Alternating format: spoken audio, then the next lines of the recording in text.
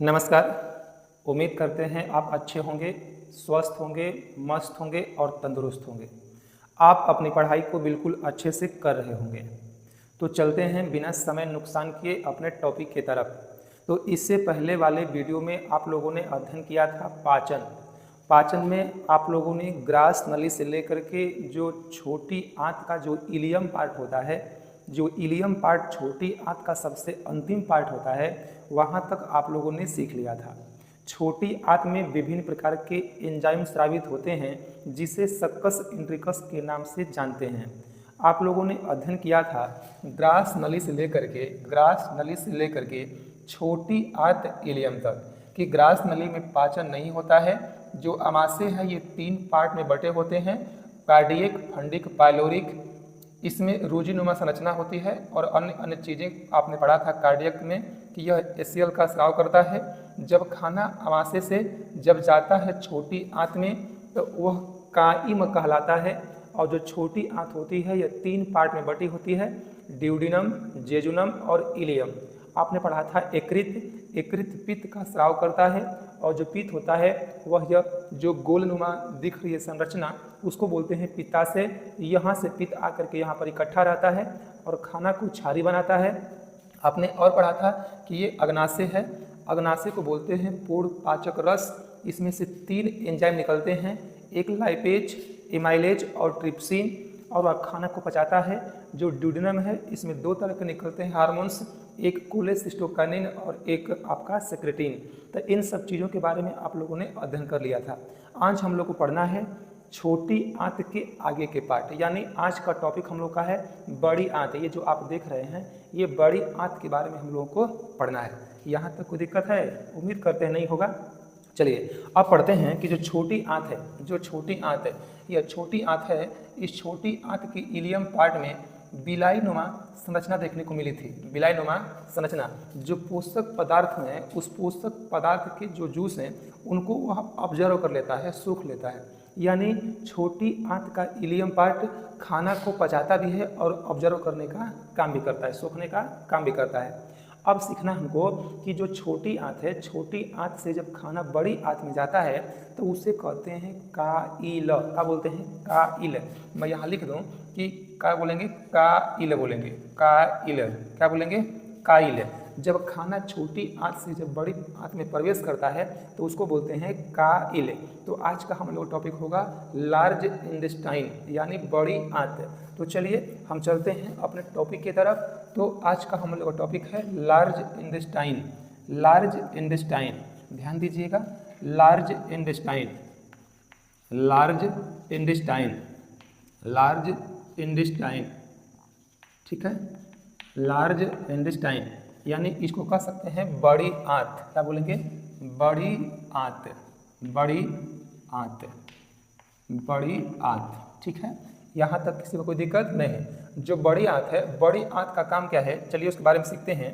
बड़ी आंत छोटी आंत की तुलना में अधिक चौड़ी होती है। बड़ी आंत जो होती है, लिखें कि बड़ी आंत, बड़ी आंत, बड़ी आंत छोटी आंत की तुलना में, छोटी आंत की तुलना में, छोटी आंत की, छोटी आंत की तुलना, छोटी आंत की तुलना में, छोटी आंत की तुलना में चौड़ी, चौड़ी, छोटी आंत की तुलना में चौड़ी, किंतु,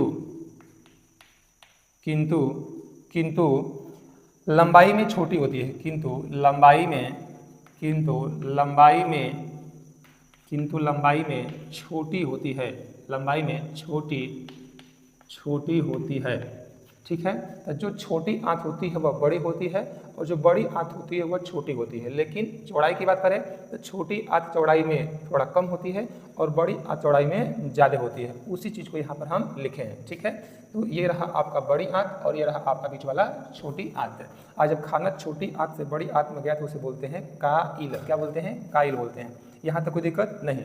अब चलते हैं आगे कि बड़ी आंत में भोजन का पाचन नहीं होता है। नेक्स्ट आगे बात करें कि बड़ी आंत में, बड़ी आंत में, बड़ी आंत में भोजन का पाचन नहीं होता है। बड़ी आंत में भोजन का पाचन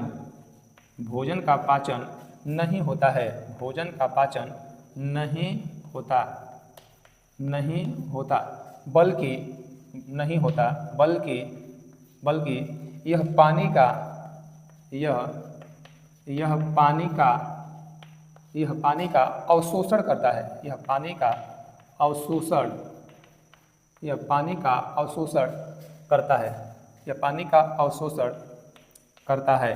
कौन? तो बड़ी आंत, क्योंकि खाना का पूर्ण पाचन तो छोटी आंत के इलियम तक ही पूरा हो गया था। जो बड़ी आंत है, बड़ी आंत का काम है पानी को ऑब्जर्व करना, पानी को सोखना। तो बड़ी आंत में खाना का पाचन नहीं बल्कि पानी का अवशोषण होता है। ठीक है, चलिए नेक्स्ट आगे हम बात करते हैं कि इसमें जो बड़ी आंत है, बड़ी आंत, इसमें विटामिन ए का निर्माण भी होता है। इसमें मतलब बड़ी आंत में इसमें विटामिन ई का, इसमें विटामिन बी का, इसमें विटामिन बी का निर्माण भी होता है। इसमें विटामिन बी का निर्माण भी होता है, विटामिन बी का निर्माण भी होता है। किसमें होता है? तो बड़ी आंत में। ठीक है, और जो बड़ी आंत है यह 3 भागों में विभक्त है। बड़ी आंत को लिखिए कि बड़ी आंत को 3 भागों में विभक्त किया गया है। 3 भागों में विभक्त कर लें या विभाजित कर लें, विभक्त किया गया है।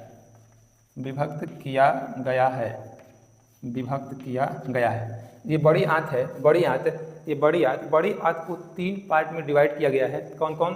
तो यहाँ से जब ऊपर जाएंगे तो उससे बोलते हैं कोलोन। क्या बोलेंगे? कोलोन।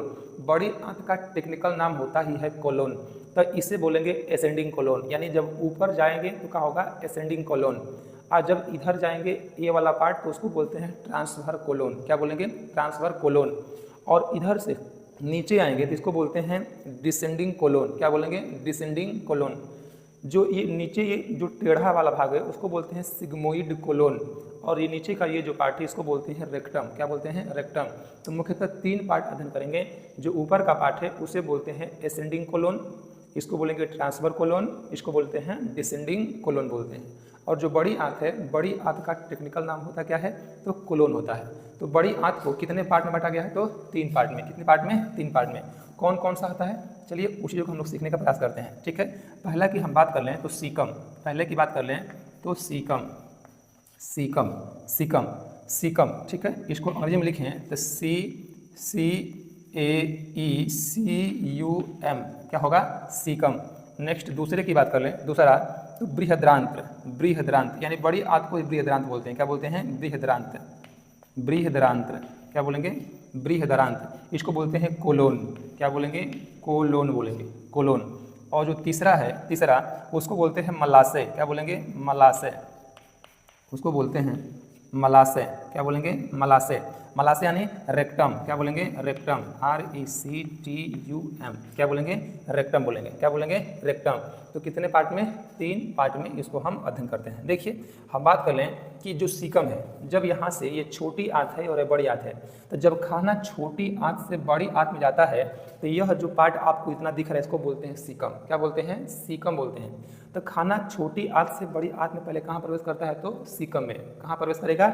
सीकम में। और सीकम के नीचे आप देख पा रहे होंगे कि यह एक छोटी सी दिख रही है संरचना, इसको बोलते हैं अवशेषी अंग बोलते हैं। इसे क्या बोलते हैं? अवशेषी अंग। इसी को बोलते हैं अपेंडिक्स। क्या बोलते हैं? अपेंडिक्स बोलते हैं। क्या बोलेंगे? अपेंडिक्स। ये होता क्या है? देखिए ध्यान दीजिए कि जब व्यक्ति खाना खाता है तो कभी कभी देखेंगे कि खाना कहीं कहीं इकट्ठा हो जाता है, कहीं कहीं खाना रुक सा जाता है। तो जब कहीं खाना रुकता है तो उसमें सड़न होती है, उसमें सड़न होना शुरू हो जाता है। तो जब यहाँ छोटी आंत से खाना सीकम में प्रवेश करता है और यह जो अवशेषी अंग दिख रहा है इसमें कुछ खाना के अंश आकर के इकट्ठा हो जाते हैं। वैसे हमेशा फंसते नहीं हैं, लेकिन कभी कभी बाय द वे फंस जाते हैं। तो जब इसमें खाना फंस जाते हैं इस अपेंडिक्स वाले हिस्से में तो खाना निकल नहीं पाता है। और जब खाना निकल नहीं पाएगा तो इस अपेंडिक्स ये जो दिख रही है संरचना, इसमें खाना धीरे धीरे सड़ना शुरू हो जाएगा। और जब खाना धीरे धीरे सड़ना शुरू होगा तो खाना जब सड़ना शुरू होगा तो वह जो अवशेषी अंग है इसमें सूजन होना शुरू हो जाएगा। सूजन मतलब कि जब फूल जाएगा और इस दर्द करेगा। तो वही आप डॉक्टर के पास जाते हैं तो कहते हैं कि डॉक्टर साहब हमारा देखिए पता ना कहाँ पेटवा बगलिया में दर्द कर रहा है। तो डॉक्टर वगैरह चेक करते हैं तो कहते हैं कि इससे अपेंडिक्स हो गया है। क्या हो गया है? अपेंडिक्स। अपेंडिक्स वैसे कोई बीमारी एक तरह से नहीं होती, उसमें होता क्या है कि अवशेषी अंग में खाना उसमें जा करके रुक जाता है, तो वही सूजन होना शुरू हो जाता है और वही दर्द करता है, जिससे हम अपेंडिक्स बीमारी के नाम से जानते हैं। जब व्यक्ति डॉक्टर के पास जाता है तो जो अपेंडिक्स है इसका ऑपरेशन करके इसको काट के निकाल देगा और इसका पुनः सिलाई कर देगा। और जब यह अवशेषी अंग रहबे नहीं करेगा तो अब खाना कुछ अंश कहाँ रुकेंगे, नहीं रुक पाएंगे और धीरे धीरे वह क्या हो जाएगा, सूख जाएगा, यानी वह घाव ठीक हो जाएगा। तो कहेंगे कि मेरा अपेंडिक्स ठीक हो गया। तो जो यह अवशेषी अंग है, यह अवशेषी अंग मानव में पहले बढ़ा था, लेकिन मानव ने धीरे धीरे, जैसे जो बात कर लें जो पशु वगैरह है, पशु में जो पूंछ वगैरह है वो एक तरह से उसी का भाग है, अवशेषी अंग का भाग है। जिस चीज़ का व्यक्ति इस्तेमाल नहीं करेगा, जिस चीज़ का व्यक्ति उपयोग नहीं करेगा, वह धीरे धीरे चीज़ें समाप्त हो जाएंगी, इसीलिए जो चीज़ आपके पास हाथ गोड़ पैर दिमाग वगैरह है उसका इस्तेमाल करते रहें, नहीं तो जो अवशेषी अंग है इसकी तरफ देखा जाएगा, सब कुछ धीरे धीरे समाप्त हो जाएगा। तो आपने सीखा कि अपेंडिक्स होते क्या हैं, अपेंडिक्स का काम क्या है, और खाना छोटी आंत जब आगे बढ़ता कहाँ जाता है, तो सीकम में। कहाँ जाएगा? सीकम में। और सीकम के बाद कहाँ जाएगा? तो बड़ी आंत में। कहाँ जाएगा? बड़ी आंत में। तो बड़ी आंत के कितने पार्ट? 3 पार्ट। कितने पार्ट? 3 पार्ट। कौन कौन? तो सीकम पहला पार्ट, दूसरा बृहदांत जिसको बोलते हैं कोलोन, बड़ी आंत का टेक्निकल नाम है क्या? कोलोन। और जो थर्ड पार्ट है उसको बोलते हैं मलाशय यानी रेक्टम। क्या बोलेंगे? रेक्टम। इसका आप एक बार स्क्रीनशॉट कर लीजिए और हम चलते हैं इसके आगे। इसका आप स्क्रीनशॉट कर लीजिए, हो गया स्क्रीनशॉट। चलिए चलते हैं इसके हम आगे, इसको मिटाते हैं और चलते हैं इसके हम आगे। मिटा दें? चलिए ठीक है, मिटाते हैं, चलते हैं आगे। यहाँ तक किसी को दिक्कत, कोई परेशानी? उम्मीद करते हैं कोई दिक्कत परेशानी किसी को नहीं होगा ना। चलिए, तो जो बड़ी आंत है, बड़ी आंत के कितने पार्ट होते हैं? तो 3 पार्ट। कितने पार्ट? 3 पार्ट। कौन कौन सा? कोलोन, रेक्टम और सीकम। Colon, rectum, caecum. बड़ी आंत का टेक्निकल नाम क्या है? तो कोलोन। बड़ी आंत का टेक्निकल नाम क्या है? तो कोलोन। क्या नाम है? कोलोन। चलिए अब चलते हैं इसके हम लोग आगे। देखिए ध्यान दीजिए कि अब बड़ी आंत में हम सीखें कि छोटी आंत के बाद भोजन सीकम में पहुँचता है। पुनः लिखें कि छोटी आंत में, छोटी आंत के बाद, छोटी आंत के बाद, छोटी आंत के बाद भोजन, छोटी आंत के बाद भोजन सीकम में पहुंचता है। भोजन सीकम में पहुंचता है, सीकम में पहुंचता है। छोटी आंत के बाद खाना कहाँ पहुँचेगा? तो सीकम में पहुँचेगा, जिसके नीचे अपेंडिक्स पाया जाता है। जिसके नीचे अपेंडिक्स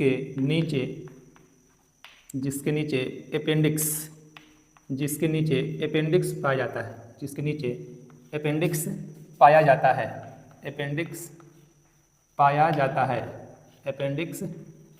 जाता है। वही बताएं अभी कि ये छोटी आंत है और यह सीकम के नीचे वाला भाग कौन सा है? अपेंडिक्स। इससे पहले बताया कि अपेंडिक्स होता क्या है। ठीक है, यहाँ तक कोई दिक्कत, कोई परेशानी नहीं। चलिए अब सीखते हैं कि अपेंडिक्स यह हमारे शरीर का, देखें कि अपेंडिक्स ना, इसमें लिखें कि अपेंडिक्स,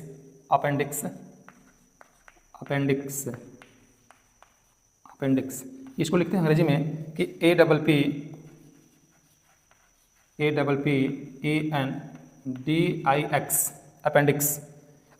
यह हमारे शरीर का एक अवशेषी अंग है। यह हमारे शरीर का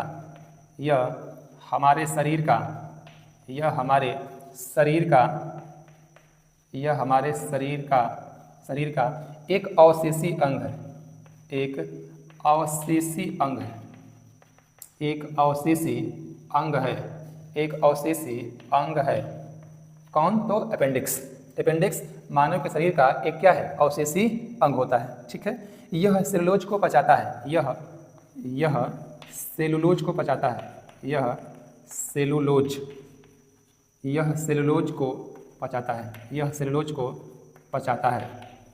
यह सेलुलोज को पचाता है। ठीक है, नेक्स्ट की बात करें कि सीकम के बाद कोलोन प्रारंभ हो जाता है। सीकम के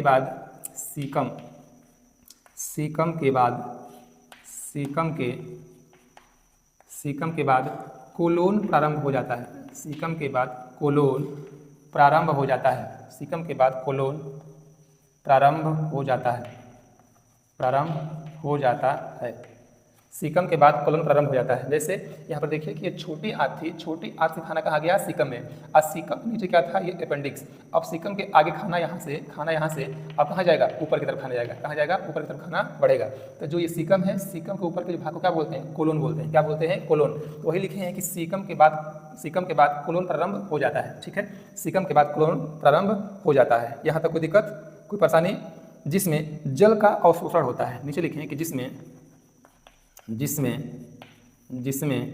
जल का अवशोषण होता है, जिसमें जल का अवशोषण होता है, जिसमें जल का अवशोषण होता है, जिसमें जल का अवशोषण होता है। किसमें, तो कोलोन वाले भाग में। ये क्या करेगा, पानी को सोखने का काम करता है। ठीक है, कोलोन में ही म्यूकस का निर्माण होता है। नेक्स्ट आगे देखें कि जो कोलोन है, कोलोन का भाग, कोलोन में ही म्यूकस का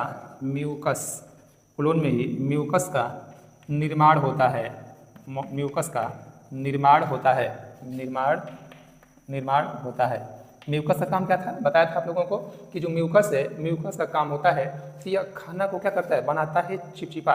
यह खाना को अपनी आंतरिक दीवारों के यहाँ चिपकने नहीं देता है। यह खाना को बनाएगा चिपचिपा और आगे उसको बढ़ाने में सहायता प्रदान करने का काम करता है। कौन, म्यूकस।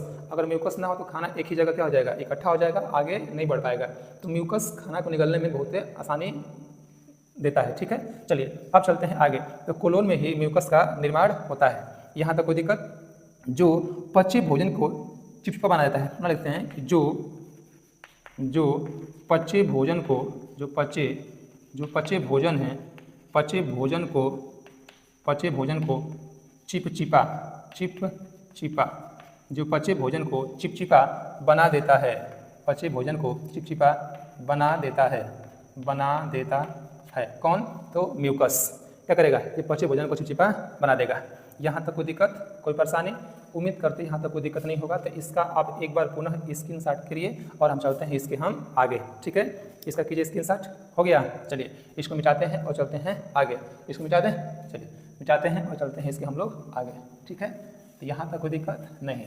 तो म्यूकस का काम क्या है, खाना को बनाना चिपचिपा, कि खाना आंतरिक दीवारों पर चिपके वगैरह न। और जो बड़ी आंत है, बड़ी आंत का काम क्या है, जल का अवशोषण करना, जल को ऑब्जर्व करना, पानी को सोखने का काम करना। किसका काम है, तो बड़ी आंत का। ठीक है, चलिए अब चलते हैं इसके हम लोग आगे। ठीक है, मलाशय, बात कर रेक्टम। मलाशय, रेक्टम में अवशिष्ट पदार्थ जमा रहते हैं। मलाशय, नेक्स्ट बात कर लें कि मलाशय, यहाँ मलाशय इसको बोलते हैं रेक्टम। क्या बोलेंगे, रेक्टम। मलाशय, रेक्टम में अवशिष्ट पदार्थ जमा रहते हैं, में अवशिष्ट पदार्थ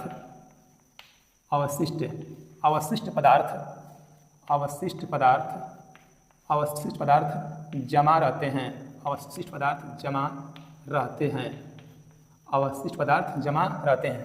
जब यहाँ से खाना, जब बड़ी आंत में प्रवेश करेगा, सीकम में प्रवेश करेगा, खाना आगे बढ़ेगा कोलोन के माध्यम से।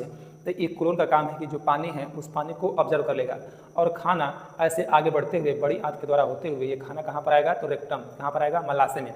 और मलाशय के माध्यम से जो खाना पच गया है, जो पचा हुआ जूस है, उसको तो शरीर ऑब्जर्व कर ली है, उसको शरीर सूख ली है। कौन सूखा है, तो बिलाई नामक संरचना, ये सूख ली है। लेकिन जो बचा खुचा जो भाग है, जो बचे खुचे भाग है, उसी को बोलते हैं अवशिष्ट पदार्थ। और जो बचा खुचा भाग है, रेक्टम के माध्यम से, मलाशय के माध्यम से वो बाहर निकल जाता है। यहाँ तक कोई दिक्कत? तो वही लिखे हैं कि जो मलाशय है, रेक्टम, मलाशय रेक्टम में अवशिष्ट पदार्थ जमा रहते हैं। ठीक है, अवशिष्ट पदार्थ जमा रहते हैं।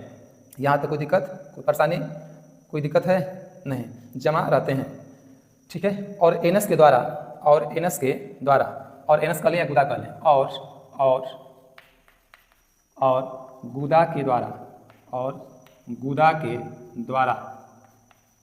के द्वारा बाहर निकल जाते हैं, और गुदा के द्वारा बाहर निकल जाते हैं, गुदा के द्वारा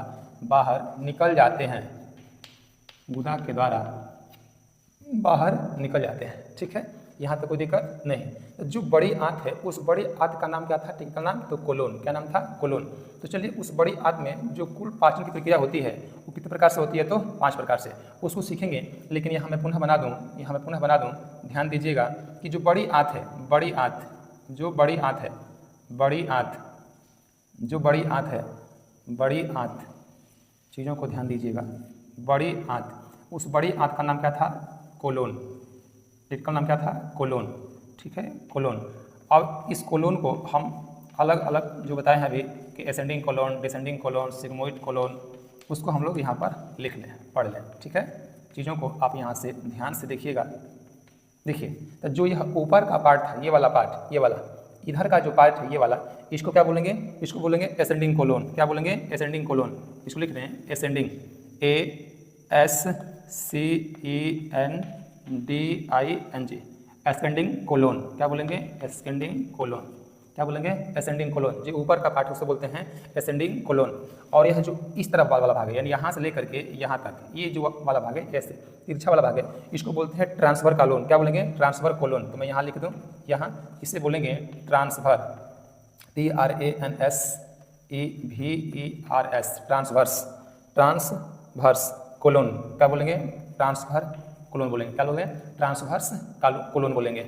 और ये जो नीचे वाला पार्ट है, यहाँ से लेकर के यहाँ तक, यहाँ से लेकर के यहाँ तक, ये वाला पार्ट, ये वाला, इसको बोलते हैं डिसेंडिंग कोलोन। क्या बोलेंगे, डिसेंडिंग कोलोन। इसको मिटा दें, इसको बोलेंगे डिसेंडिंग कोलोन। इसको बोलते हैं डिसेंडिंग। क्या बोलेंगे, डिसेंडिंग। इसको बोलेंगे डिसेंडिंग, DESENDING, डिसेंडिंग कोलोन।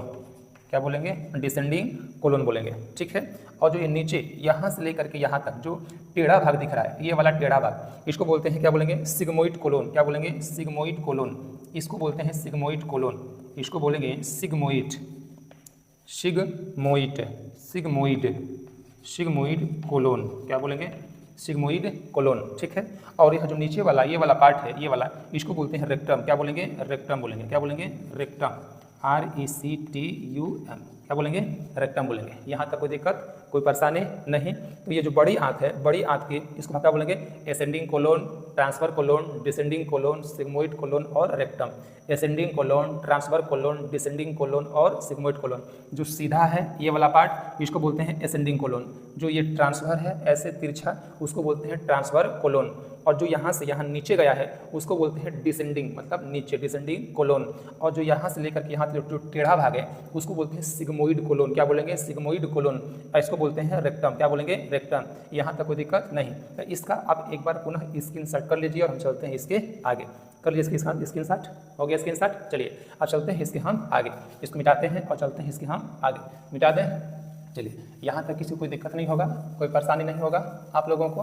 तो जो बड़ी आंत है, बड़ी आंत के कितने कोलोन, 3, कौन कौन, 4 कोलोन। कौन कौन, तो ascending colon, transfer colon, descending colon और सिग्मोइड कोलोन। तो कितने कोलोन, 4 कोलोन। कितने कोलोन, 4 कोलोन। तो यहाँ तक कोई दिक्कत, कोई परेशानी नहीं।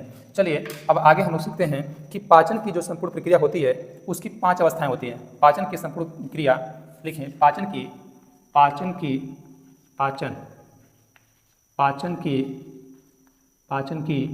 संपूर्ण प्रक्रिया, पाचन की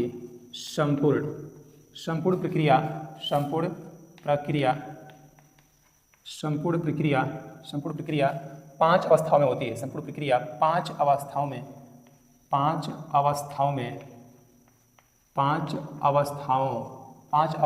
होती है। 5 अवस्थाओं में होती है। पाचन की जो संपूर्ण प्रक्रिया है वो कितने अवस्थाओं में, 5 अवस्थाओं में होती है। कौन कौन, तो अवस्था नंबर 1, कौन, अंतःग्रहण।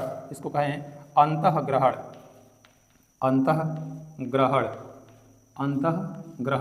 जो अंतःग्रहण है उसको बोलते हैं, क्या बोलेंगे उसे, इंजेशन। क्या बोलेंगे, इंजेशन। यानी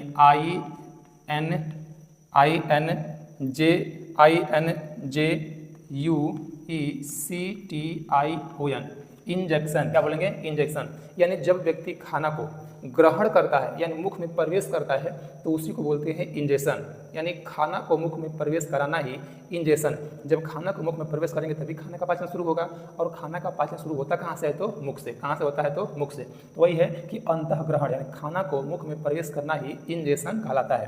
तो इंजेक्शन, ठीक है। भोजन को देखिए ध्यान से कि भोजन को निगलने की क्रिया, भोजन को निगलने की क्रिया, इसको लिखें कि भोजन को निगलने की क्रिया, भोजन को निगलने की क्रिया, भोजन को निगलने की क्रिया, भोजन को निगलने की क्रिया इंजेक्शन कहलाती है। भोजन को निगलने की क्रिया अंतःग्रहण कहलाता है। अंतःग्रहण कहलाता है। अंतःग्रहण कर लें या इंजेक्शन कर लें, अंतःग्रहण या इंजेक्शन, INJECTION, इंजेक्शन कहलाता है। इंजेक्शन कहलाता है, ठीक है। इंजेक्शन कहलाता है, ठीक है। यहाँ तो कोई दिक्कत? तो ये पहली अवस्था थी। नेक्स्ट दूसरे की बात कर लें। दूसरा, तो दूसरा इसमें है कौन? तो दूसरा है पाचन। दूसरा कौन सा है? तो पाचन, ठीक है। दूसरा पाचन, पाचन इसको बोलते हैं डाइजेशन। क्या बोलेंगे? डाइजेशन, DIGESTION, डाइजेशन यानी भोज्य पदार्थों को छोटे छोटे सरल पदार्थों में टूटना। भोज्य पदार्थ का यानी भोज्य पदार्थ का छोटे छोटे सरल पदार्थों में,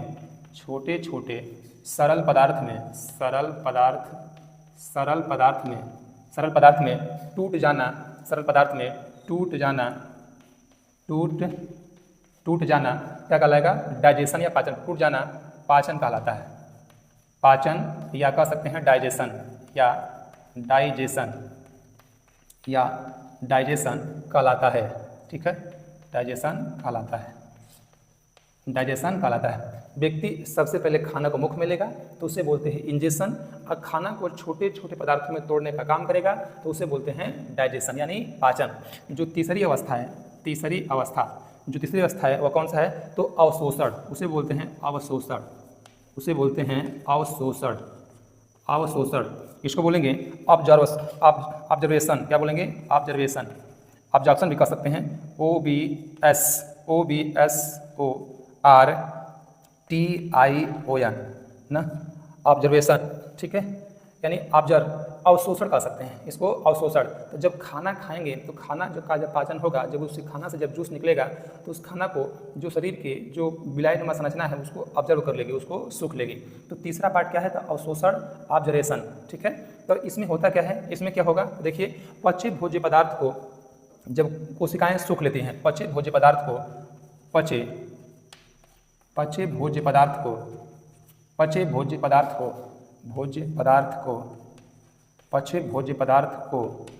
जब कोशिकाएं सूख लेती हैं, जब कोशिकाएं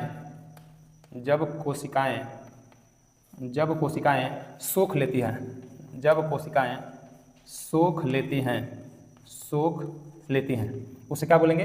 उसे बोलते हैं अवशोषण। सूख लेती हैं उसे अवशोषण कहते हैं, उसे अवशोषण कहते हैं। उसे क्या बोलेंगे? उसे अवशोषण कहते हैं। कोई दिक्कत नहीं। नेक्स्ट नंबर की हम बात कर लें 4 नंबर। नेक्स्ट बात कर लें 4 नंबर। जो 4 नंबर है उसका काम क्या है? तो स्वांगीकरण। क्या बोलेंगे? स्वांगीकरण। क्या बोलेंगे? स्वांगीकरण। जो स्वांगीकरण से बोलते हैं एसिमिलेशन। क्या बोलेंगे? एसिमिलेशन यानी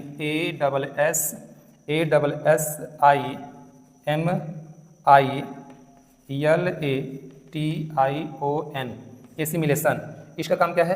तो भोज्य पदार्थों से ऊर्जा प्राप्त करने की प्रक्रिया है। लिखें कि भोज्य पदार्थ से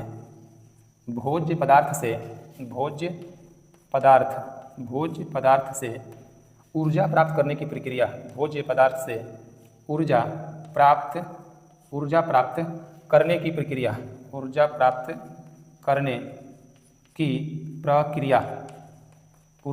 करने की प्रक्रिया क्या कहलाएगी? तो स्वांगीकरण प्रक्रिया, स्वांगीकरण कहलाती है। कहलाती है। ठीक है, स्वांगीकरण कहलाती है। यहाँ तक कोई दिक्कत, कोई परेशानी नहीं। नेक्स्ट नंबर हम बात कर लें, पाँचवा नंबर यानी पाँचवा नंबर कि जो पाँचवा नंबर है वो पाँचवा नंबर कौन सा है? तो पाँचवा नंबर है, ध्यान दीजिएगा, मल परित्याग। कौन सा है? तो मल परित्याग। कौन सा है? तो मल परित्याग। इसको बोलते हैं, क्या बोलेंगे? इसको डिफेक्शन। क्या बोलेंगे? डिफेक्शन, यानी DEFACTION। क्या बोलेंगे? डिफेक्शन। क्या बोलेंगे? डिफेक्शन। देखिए इसका काम क्या है डिफेक्शन का, कि पाचन के बाद बचे हुए अवशिष्ट पदार्थों को पाचन के बाद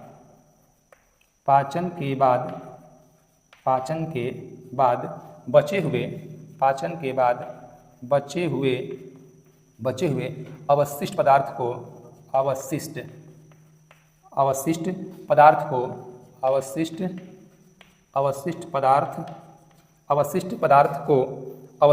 को बाहर निकालने की, अवशिष्ट पदार्थों को बाहर निकालने की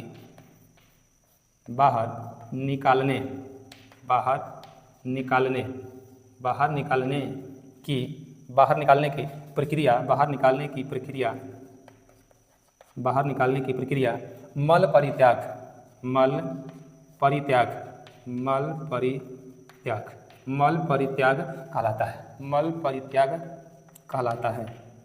मल परित्याग कहलाता है। यहाँ तक कोई दिक्कत नहीं। तो जो पाचन की जो संपूर्ण प्रक्रिया होती है वो कितनी होती है? तो 5 प्रक्रिया। कौन कौन सी?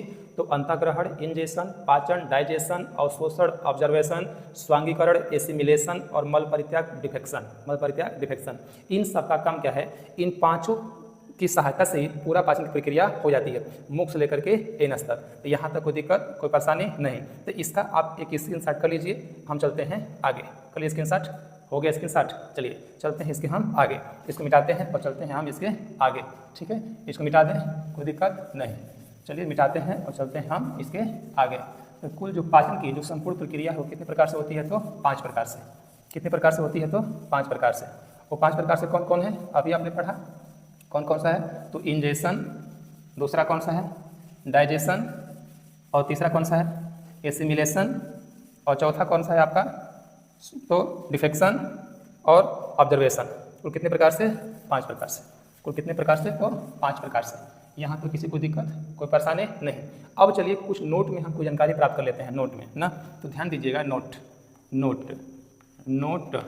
नोट इसमें देखिए, ध्यान दीजिए कि मल का पीला रंग, जब जो अवशिष्ट पदार्थ है जब वो बाहर निकलता है तो उसका जो रंग होता है वो अलग, वो पीलापन होता है। वो पीलापन क्यों होता है? तो बिलिरुबिन के कारण। किस कारण? बिलिरुबिन। तो जो बिलिरुबिन था वह यकृत से स्रावित हुआ था। कहाँ से? यकृत से। और यहीं पर वह मिक्स हो गया था। कहाँ पर? तो ये छोटी आंत में, और साथ ही में ये प्रवेश करते हुए साथ साथ आगे बढ़ रहा था। तो जब भी वह अवशिष्ट पदार्थ बाहर निकलेगा तो उसका रंग कैसा होगा? तो पीला। क्यों होगा? तो बिलिरुबिन के कारण। चलिए इसको लिखते हैं, नोट के रूप में लिखते हैं। ठीक है, कि मल का पीला भूरा रंग, लिखें कि मल का पीला भूरा रंग, मल का पीला भूरा रंग जो होता है उसमें उपस्थित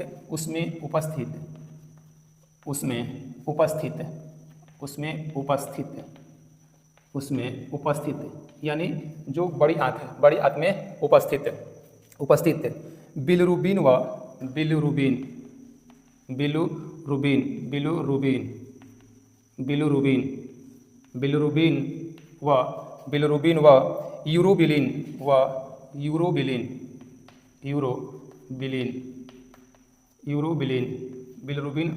यूरोबिलिन।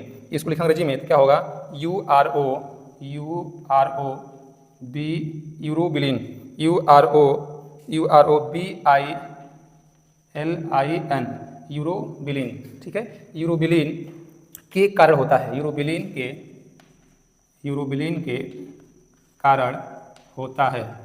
के कारण होता है। जो मल का पीला रंग होता है वो किस कारण? तो बिलिरुबिन व यूरोबिलिन के कारण होता है। ठीक है, यहाँ तो कोई दिक्कत नहीं। नेक्स्ट नोट नंबर 2 कर लेते हैं। नोट नंबर 2, जो नोट नंबर 2 है उसमें ध्यान दीजिए कि मल की बदबू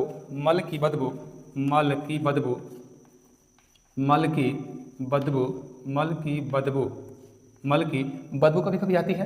तो मल की बदबू क्यों आती है? तो मल की बदबू इंडोल व इंडोल, मल की बदबू इंडोल, इंडोल। इसको लिख अंग्रेजी में तो क्या होगा,